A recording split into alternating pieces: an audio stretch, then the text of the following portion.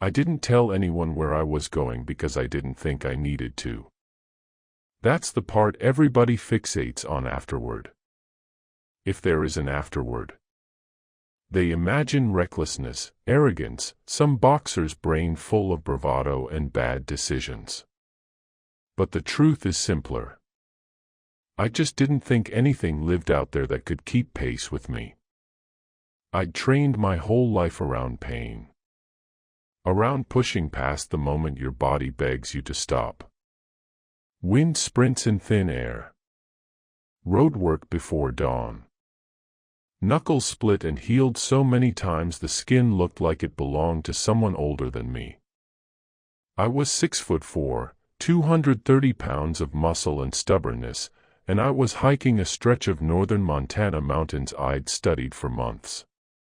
No crowds. No marked campsites. Just ridgelines, timber, and miles of nothing. I wanted quiet.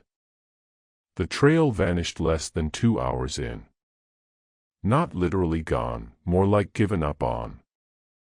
The signs stopped.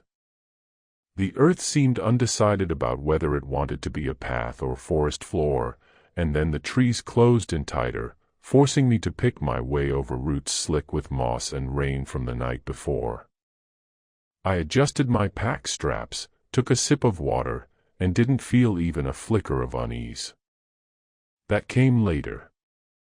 Montana has a smell most people don't notice until it's gone. Cold dirt. Pine sap. Something clean and ancient underneath it all. I breathed it in deep, letting the silence soak through me. No traffic hum, no distant planes. Just wind threading through treetops and the steady crunch of my boots. By mid-afternoon, I noticed the first thing that didn't belong. Claw marks. They were on a tree just off what might have been the trail once. Deep, parallel grooves torn down the bark like someone had dragged a rake made of knives from shoulder height to knee. I stopped in front of them, hand resting on my hip, pulse slow and steady. Bear, I thought. Big one. But I'd grown up around bears. Black bears mostly. A few grizzlies farther east. Bears rake trees, sure, but these marks were too evenly spaced. Too deliberate. And too high. Whatever made them had reached well above my head. I told myself altitude messed with depth perception. Told myself I was letting imagination get ahead of common sense. I took a photo. A habit. Proof I'd mostly stopped questioning. An hour later, I found tracks. That's when the quiet changed. No birds. No insects. Just the faint hiss of wind moving through higher branches. I crouched near a patch of wet soil by a creek crossing, studying the impression. It wasn't a paw. Not quite. There was a heel, almost human, but too elongated, and the toes were wrong. Long, narrow. Dug in deep like whatever stepped here carried a lot of weight and moved fast. I straightened slowly, scanning the trees. Nothing. I remember smiling then. An ugly, excited curl of the mouth. The part of me that loved the ring stirred awake. Good, that voice whispered. Something unknown. Something that matters. I crossed the creek and kept moving. By the time the sun tilted toward evening, the mountains stopped feeling open. The slopes narrowed. Pines packed closer. The air dropped 10 degrees without warning, and fog began to slither up from the low ground, pale and patient. That was when I heard it. Not a roar. Not a growl. A click. Soft. Rhythmic. Almost thoughtful. I stopped mid-step, heart ticking faster now, and waited. The sound came again, 2 quick clicks, a pause, another. Somewhere upslope to my right. I couldn't place the distance, like it was echoing wrong against the timber. Elk, I muttered aloud. Saying it didn't help. I shifted my pack, thumb brushing the handle of the knife strapped at my waist. 12 inches of steel. Comfort, more than defense. If anything big wanted me, a knife wouldn't change the outcome. I moved again. Faster now. The clicking followed. Not chasing. Not closing. Just staying with me. My breath shortened, controlled but uneasy. I told myself animals track sound all the time.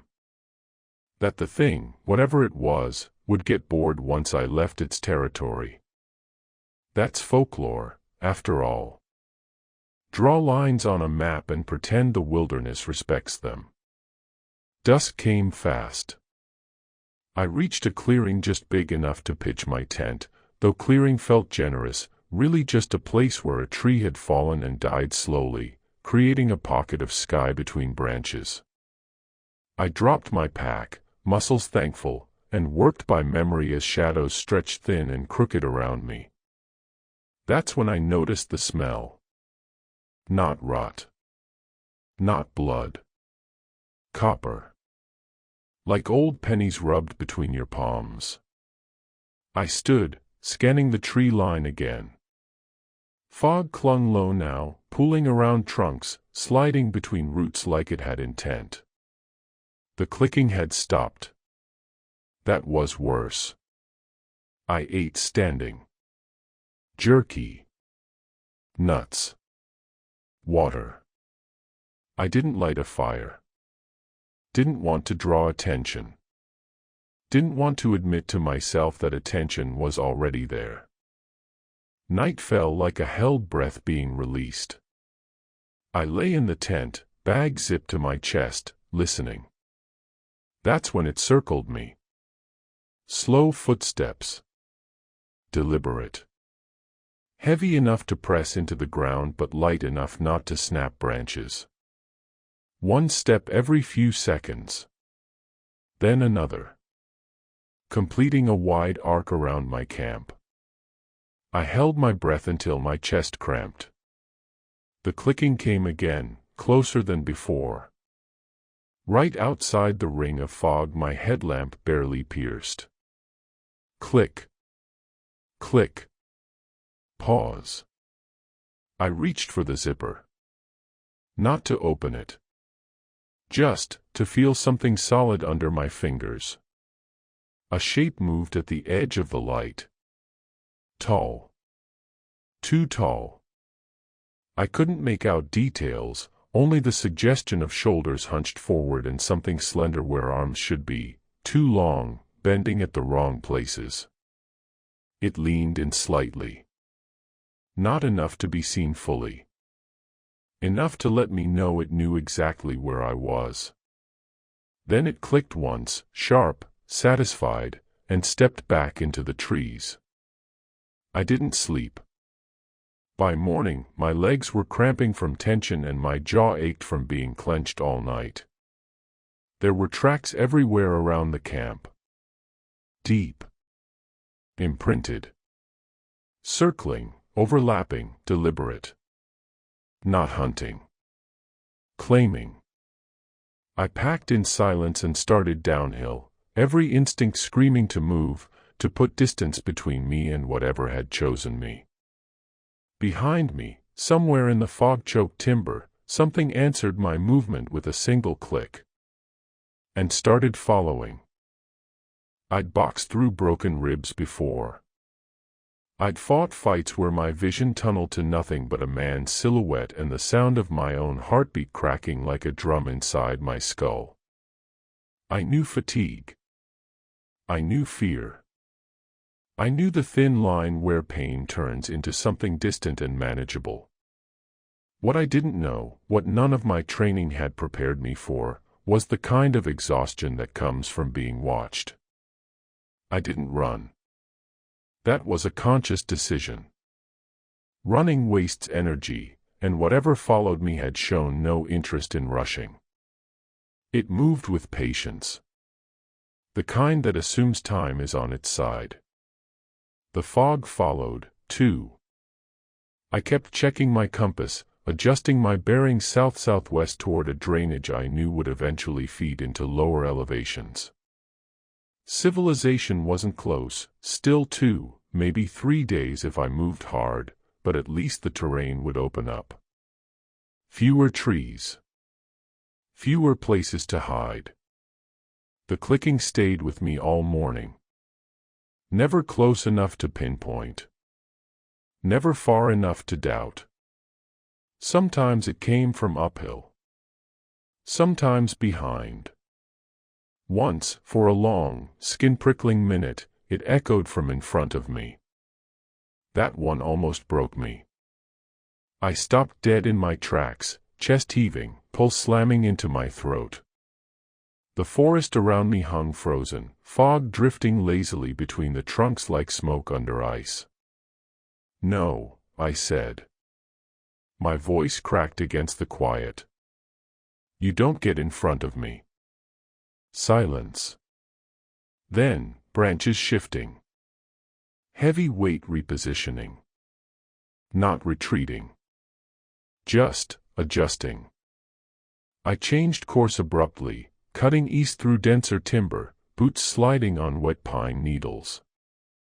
My thighs burned, calves tight and sour from yesterday's climb and the night's sleepless tension. Still, I pushed, letting anger replace fear. I told myself this thing bleeds. Everything bleeds. By midday, the terrain steepened sharply. I descended into a narrow ravine where meltwater trickled between smooth stone walls, cold and fast enough to sting my fingers when I knelt to refill my bottle. The air felt wrong down there, thick, almost humid, carrying that same copper tang from the night before. I smelled it stronger now. Above me, on the rim of the ravine, dirt shifted. I didn't look up. I crouched slowly, hand drifting to the knife again, muscles coiled tight as a loaded spring. My breathing sounded too loud in my own ears, every inhale scraping my lungs raw. A shadow slid along the rock face beside me. Not cast by the sun. Cast by movement. I bolted. I scrambled through the ravine like an animal, boots splashing water, palms tearing against stone. The clicking exploded into sound, rapid now, sharp, excited. No longer measured. No longer calm. It leapt. I felt the displacement of air behind me, a sudden wrongness like pressure dropping before a storm. Something struck the rock where my head had been a second earlier, stone cracking with a sound like gunfire. Shards sprayed my back as I spilled forward onto the trail beyond the ravine, lungs screaming. I rolled and came up on my knees, knife out. It stood at the rim. Clear now. Tall, easily 8 feet if it stood straight, though it hunched, spine bowed like it wasn't meant to walk upright for long. Its legs bent backward slightly at the joints, digitigrade like a deer's, but thicker, corded with muscle. Its arms hung low, ending in hands with too many joints, fingers tipped with dark, curved talons that flexed and clicked together as it tested the air. Its head. God, its head. Long and narrow, with no visible eyes where they should have been. Just smooth, stretched skin and a gaping vertical split down the center of its face that opened and closed slowly, releasing that clicking sound like wood tapping in a settling house. A mouth that wasn't for eating. It tilted its head, listening to my breathing. I stood. Not bravado. Not courage. Reflex. The boxer in me refuses to stay down. "Come on," I breathed, feet shifting, knife low but ready. "You're gonna have to work harder than that." The creature cocked its head further. Then it did something worse than charge. It smiled. The skin around the split mouth pulled back, exposing pale cartilage beneath, and the clicking changed pitch, faster, higher. Mocking. It stepped back into the fog. Gone. I stood there shaking for a long time before my body remembered to move again. I didn't stop watching my back after that. Hours passed. The forest thinned slightly as elevation dropped, but the fog never lifted. Every so often I found trees twisted together at strange angles, branches bent, woven, snapped, almost arranged. Some were marked with the same claw gouges I'd seen yesterday. Territory markers. Warnings. By late afternoon, I reached an abandoned fire lookout. Or what was left of one. The tower had collapsed years ago, nothing left but a warped metal stairway and a cabin foundation choked with moss and rot. I froze when I saw it. Human structure meant safety, meant history, meant I wasn't the first idiot to come through here. That thought didn't comfort me. Something had happened here. I found bones near the foundation. Old. Weathered clean. Some animals, deer, probably, but others were wrong. Too straight. Too symmetrical. One was unmistakably human, a length of arm bone bleached white, cracked clean in half. No skull. No ribs. Just pieces, carefully separated. I retreated, heart pounding. That night, I didn't make camp. I kept moving until my legs felt like they'd shear off at the hip. I followed the sound of running water until I found a wide, shallow creek and crossed it 3 times downstream, hoping to break the trail. It let me. That was the mistake. I rested in the roots of a toppled spruce just before dawn finally diluted the night. My eyes burned, my hands trembled, and every part of me screamed to shut down just for a minute. That's when it whispered. Not aloud. Inside my head. Devon. My name, pronounced slowly, carefully, like it was savored. I sprang upright, knife flashing out in a blind arc. Nothing there. But the clicking, God, the clicking, surrounded me. All directions. No footsteps. No movement. Just sound. "You walk like the old fighters," the voice echoed, dry and amused. "The ones who bled strong." I pressed my palms to my temples. "Get out of my head," I hissed. Laughter answered me, not a sound, but a vibration in my teeth. "We always follow the strong." Branches cracked nearby. Heavy. Close. I ran. Running changes when it isn't about escape anymore. At first, it's panic, blind, wasteful, fueled by adrenaline and terror. But after miles of uneven ground and lungs rasping dry air, panic gives way to something colder. Calculation. Survival math. Step count. Breathing rhythm. Pain inventory. I ran the way I trained. 4 steps inhale. 4 steps exhale. Keep the arms loose. Don't let the shoulders creep up. Don't think about the voice. That last one proved impossible. It didn't shout anymore. Didn't taunt. It whispered between my thoughts like a memory trying to surface. Sometimes it said my name. Sometimes nothing at all, just pressure, like fingers pressing gently against the inside of my skull. The clicking stopped completely. That terrified me more than anything so far. Morning light filtered weakly through the fog as I pushed uphill toward a ridgeline that should have given me a view, some sense of direction, maybe even a faint glimpse of the plains far below. The climb was brutal. My calves locked into ropes of fire, and my thighs trembled with every step. Still, I kept moving. The forest didn't thin. It tightened. Trees grew twisted and short, trunks bent as if permanently bracing against invisible pressure. Their bark was dark, almost bruised-looking, and the ground beneath them felt spongy, wrong, as though it absorbed sound instead of reflecting it. Every footstep vanished too quickly, leaving me feeling weightless, unanchored. I slowed. Something about this place screamed, "Don't." I found the symbol carved into a tree not long after. It wasn't fresh. The edges were weathered, dulled by time and rain. 3 long vertical gouges crossed by a single horizontal line near the top. Not random. Not claws. Intentional. I touched the mark with shaking fingers, a chill running up my arm. Native warnings surfaced in my mind, stories I'd half listened to growing up.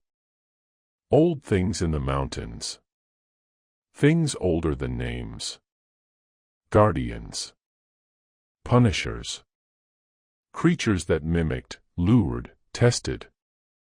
I'd always thought they were metaphors. A branch snapped behind me. I spun, knife up. Nothing there. But the forest wasn't empty. I could feel pressure, like standing too close to a speaker pumping bass-heavy music. My teeth hummed faintly. My skin prickled. "You don't want me," I said out loud, voice hoarse. "I'm just passing through." The words felt stupid the moment they left my mouth. The fog parted. It stepped into view without sound, rising between the trees as if it had been there the entire time and simply decided I was finally ready to see it again. Closer now. Details sharpened. Its skin wasn't furred, just stretched tight over sinew and bone, mottled gray-brown like weathered bark. Veins pulsed faintly beneath the surface, black against pale flesh. Its chest expanded with slow, steady breaths, too slow for something that had just moved.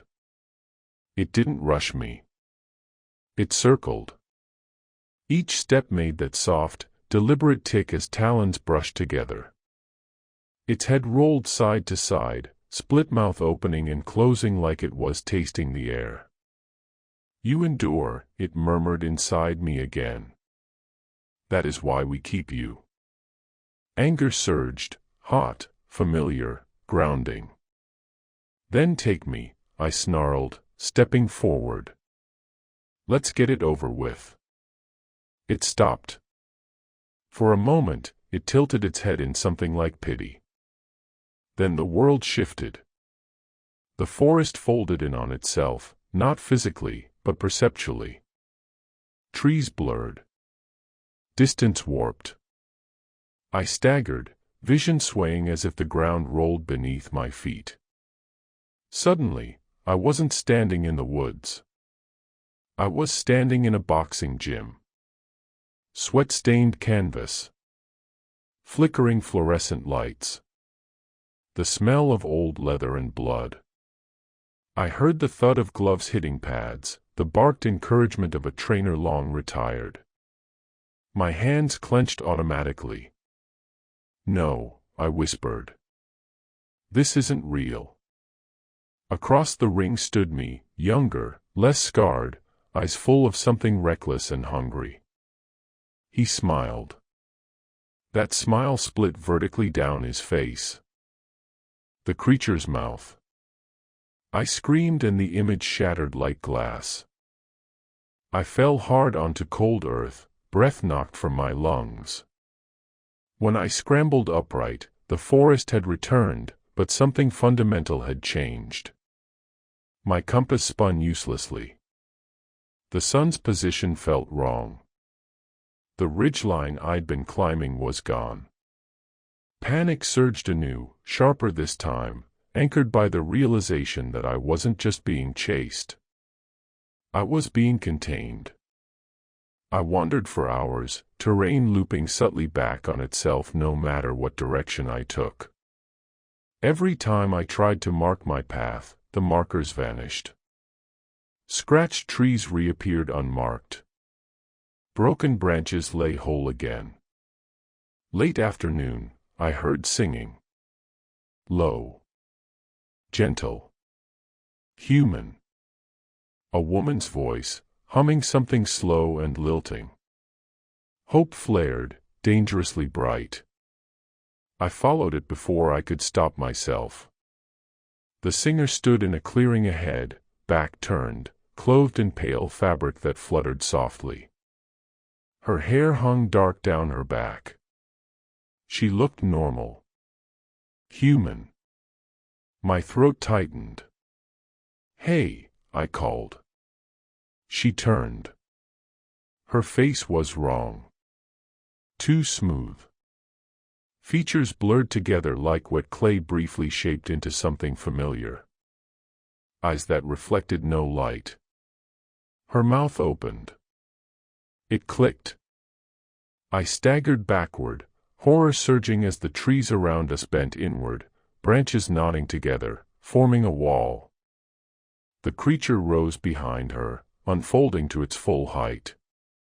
"We test the strong," it said. "Those who fight pain. Those who do not beg." It stepped closer. I charged. Boxing isn't about swinging wild, it's about timing. I drove forward on instinct, ramming my shoulder into its midsection. Impact boomed through my bones, solid and shockingly real. It staggered. I stabbed. The blade sank deep into its side, black fluid spilling hot against my hand. The creature screamed, not aloud, but inside my skull, a howl of rage and surprise that nearly dropped me to my knees. It struck back. Claws raked across my chest, shredding fabric and flesh. Pain exploded white-hot, then distant as my body flooded itself with adrenaline. I ran again, blood slicked down my ribs, vision narrowing. Behind me, the forest shook, not with pursuit, but with anger. The clicking resumed. Faster. Sharper. I didn't stop running. Didn't stop bleeding. Didn't look back. And deep down, beneath terror and pain, a grim understanding settled in. It wasn't trying to kill me yet. It was seeing how long I'd last once I finally fought back. Pain has a rhythm. It pulses. It swells. It recedes just enough to lie to you. By late morning, the gashes across my chest had stiffened into burning seams every time I breathed too deep. Blood crusted dark along my ribs, sticky and tight. I'd wrapped them with a torn strip of shirt, but the fabric was already soaked through again. Every step tugged at muscle and skin that didn't want to move anymore. Still, I moved. Because stopping meant listening. The creature didn't chase me openly after I stabbed it. No footsteps. No clicking. No voice in my head. That was worse. I found myself flinching at nothing, at the way the wind sighed through spruce needles, at the crack of distant ice shifting high on the slopes. Every sound felt loaded. Intentional. As if the mountain itself leaned close, waiting to see when I'd finally give it permission to take me. Around noon, I realized something was wrong with the sun. It wasn't where it should have been. I checked my compass again, still useless, needle drifting like it was floating on water. I tried tracking shadows on the ground, but they pointed in slightly different directions depending on where I stood. The light fractured subtly between the trees, bending just enough to make my stomach churn. I was still inside its place. And now it wasn't even bothering to hide that fact. I reached a high meadow by afternoon, an open bowl of grass and stone cupped between jagged peaks. Snow lingered in shaded pockets despite the season, and the wind bit hard enough to numb my cheeks and ears. The meadow should have been beautiful. It felt like a stage. Bones lay scattered across the grass. Not piled. Not random. Arranged. Lines of ribs stretched outward like sun rays. Skulls, deer, elk, something bigger, were placed upright, all facing the center of the meadow. Some were cracked clean down the middle. I knew then I'd been hurted. "All right," I whispered, voice raw. "All right. I get it." The air shifted. The creature emerged from the far end of the meadow, where the fog clung thickest. It limped. Just slightly, but I saw it. My stab had mattered. Black fluid crusted its side, stiffening its movements. Its breathing sounded heavier now, each expansion of its chest accompanied by a faint wheeze. One arm hung lower than the other, talons scraping the ground. But its presence crushed the space around it like gravity squared. "Good," it said, not with words, but with a feeling. Approval. "You remember pain well." It took one step closer. I didn't retreat. My legs shook, knees threatening to lock, but I planted my feet anyway. Boxer's instinct. Meet force. Don't give ground unless it's tactical. "What do you want?" I demanded. The fog behind it thickened, swirling into shapes that almost looked human. Shadows leaned out of it, half-formed, tugged together by suggestion rather than flesh. "To know if you belong to the mountain," it said. "Or if the mountain belongs to you." That made me laugh. A broken, hoarse sound, halfway to hysteria. "You picked the wrong guy for riddles." Its head tilted again, the movement slow despite the size. "Curious. You keep standing when you should kneel," it mused. "That is why the old laws notice you." The pressure in the air intensified. My ears rang. My vision swam, and suddenly the meadow wasn't a meadow anymore. I stood barefoot. Snow under my feet.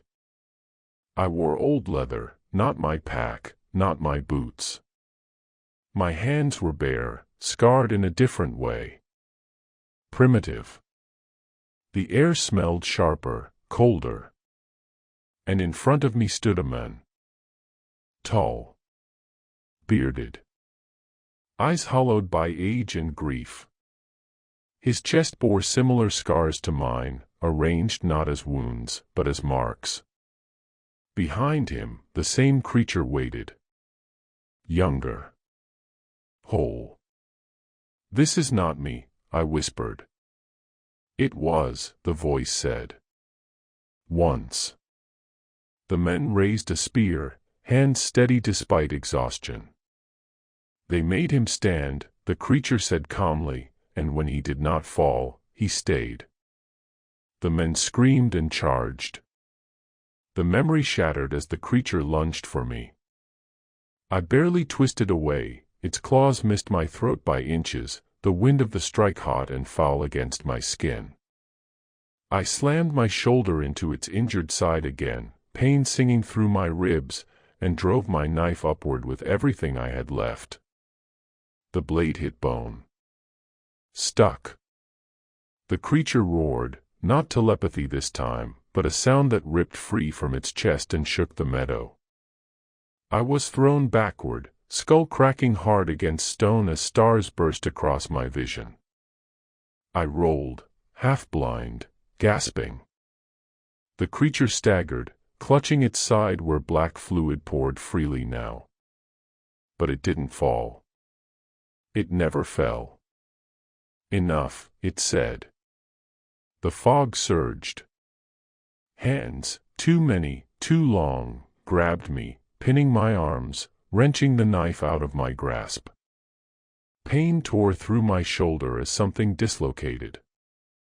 I screamed. The creature loomed over me, immense and terrible. Still standing, it said. Even now. Its talon pressed against my chest, directly over my heart. You will leave, it decided. Broken, but alive. Understanding hit me like ice water. This wasn't about killing. This was initiation. No, I spat. I don't belong to you. The creature's mouth split wider, clicking, slowing into something almost gentle. The mountain decides that, it replied. Then it drove its talon into the ground beside my head. The soil exploded upward, black and cold and choking. The world folded inward, like collapsing to nothing as the sound of rushing water filled my ears. And everything went dark. I woke up choking. Cold water flooded my mouth and nose, sharp as needles, dragging me back into my body whether I wanted it or not. I coughed violently, pain tearing through my chest and shoulder as I rolled onto my side, retching creek water onto gravel and slick stones. My vision came back in pieces. Gray sky. Pale clouds sliding fast. Pine branches, normal ones. Straight. Untwisted. I lay there gasping, every breath a blade, waiting for the world to fold sideways again. It didn't. The creek rushed past me, loud and real, snowmelt cold and fast enough that I'd probably fallen in upstream and been carried until the bank spit me out like a bad meal. My pack lay half submerged a few feet away, straps tangled around a root. Somehow, miraculously, it was still mostly intact. The creature was gone. Not hiding. Not watching. Gone. That realization didn't bring relief the way I'd expected. Instead, it left a hollow ache in my chest, like when a fight ends suddenly and you're still keyed up with nowhere to put the energy. I tried to sit up and screamed. My right shoulder was fully dislocated, arm hanging wrong, muscles knotted tight around the joint. My ribs felt like splintered glass. Something warm ran down my forehead when I moved too fast. Okay, I wheezed. Okay. Clinch. Breathe. Boxers learn early how to talk themselves through damage. Panic bleeds energy. Focus keeps you conscious. I braced my back against a boulder, set my boots against another, and bit down hard on a strap for my pack. Then I slammed my shoulder back into place. The pain erased everything for a second.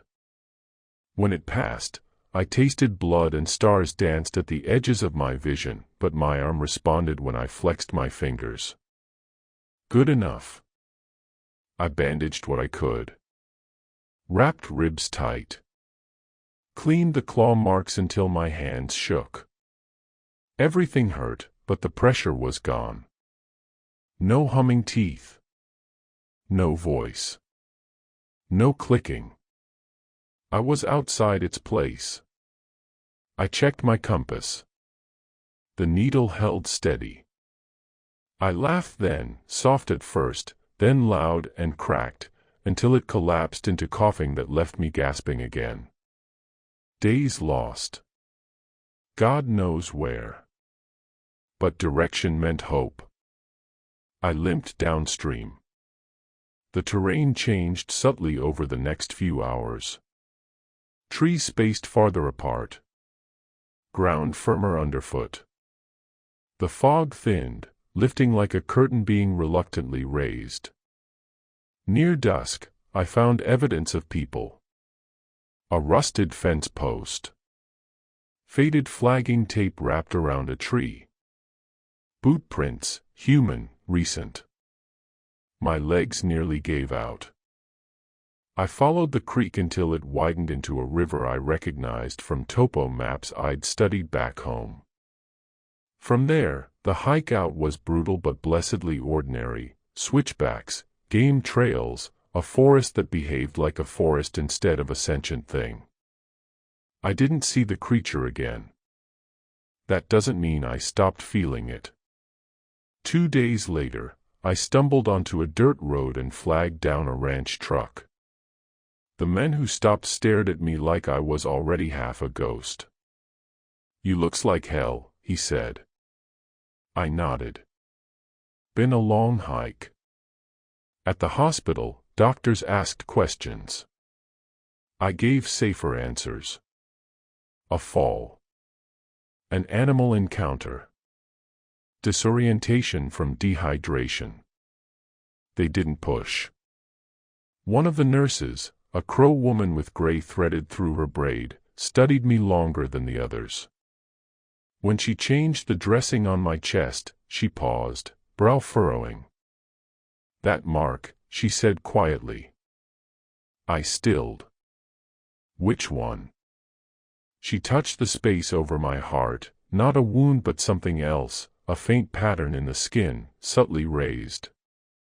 3 vertical lines crossed by 1 horizontal. It hadn't been there before. "You should stay out of the high places," she said gently. "Some mountains remember who fights them." I couldn't answer. I still can't. I'm home now. Healing. Sleeping badly. Training again because standing still makes it worse. Sometimes, when I push too hard, when the pain brings me close to that familiar edge, I hear it again. Just once. A soft, approving click. From far away. And I know, with a certainty deeper than fear, that the mountain didn't lose me. It simply decided I could leave. For now. People think survival is the end of a story. They imagine a clean line, danger on one side, safety on the other. Like stepping out of a river and leaving the current behind. They congratulate you for walking away, for being tougher than whatever tried to break you. They don't understand that some things don't chase you. Some things follow, patiently, invisibly, the way shadows do. I healed fast. Faster than I should have. The doctors called it genetics. Conditioning. Youth. They said fighters bounced back different, that bodies trained to absorb punishment knew how to rebuild themselves. They couldn't explain the scars. The claw marks faded unevenly, thin white lines that never quite flattened, skin always slightly raised, like it remembered being opened. The strangest mark stayed the longest, the symbol over my heart. 3 vertical ridges crossed once near the top, faint but permanent. No one could tell me how it got there. I didn't tell them.